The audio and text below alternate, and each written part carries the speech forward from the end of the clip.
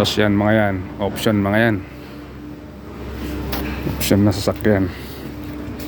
Ibig sabihin pag option, ano yan, naka-post online. Bibili ng ano buo. Hindi maganda pa. Kahit mga yan, option. Separate yung mga babaklasin, papartayin, gano'n, scrap.